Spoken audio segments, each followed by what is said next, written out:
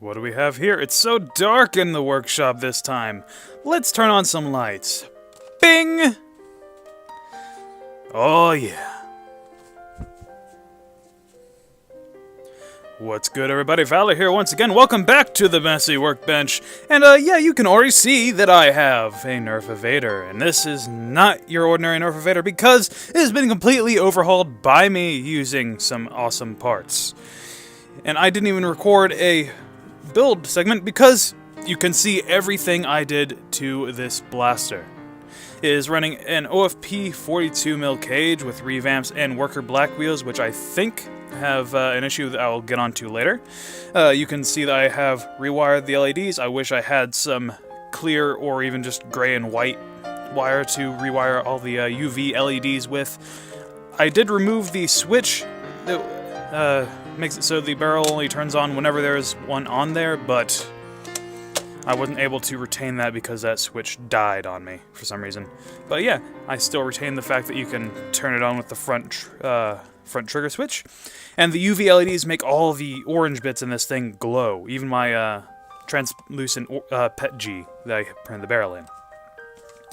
You can see that I did not use glue to hold the rev switch in. It is only held in using a single screw, which makes it easy to completely redo the wiring in here, which I shouldn't need to do considering this is...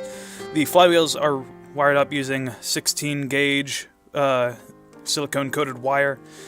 And even though the wiring is red and black, it doesn't really distract from the thing too much.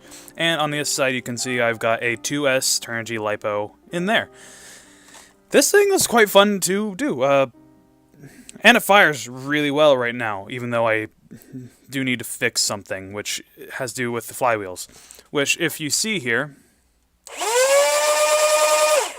that top flywheel is wobbling really badly, and I think, yeah, I've been having some issues with this current batch of worker flywheels, where they're unbalanced, so these holes in the center are not center.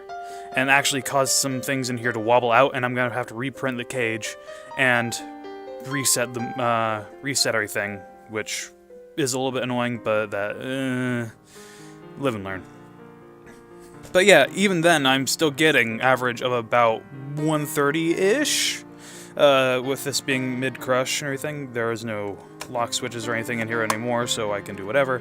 And the UV LEDs make it so I can have glow darts, which I should have put an LED up in here somewhere, which I might do later once I open this thing back up to redo the cage, and possibly swap out the wheels for something like, say, the worker fly-ash wheels, or maybe just some cyclones like I like to use and everything else. Cyclones are just a great little wheel. But yeah, I do have some bulldogs in here, but for some reason the shaft holes in the center are not tight enough. They're too loose. I'm gonna have to go in there with some thread locker or just some super glue and set them in place once they're there. But yeah, got the numbers on the screen wherever. Let me know what you think. I wanted to have one of the first modified Uv-Aders out there, and even though the lights are not quite as bright as the green, I prefer a more subtle look, which, you know, on camera, it's a little bit iffy, considering exposure compensation and such, but yeah. Thanks for watching.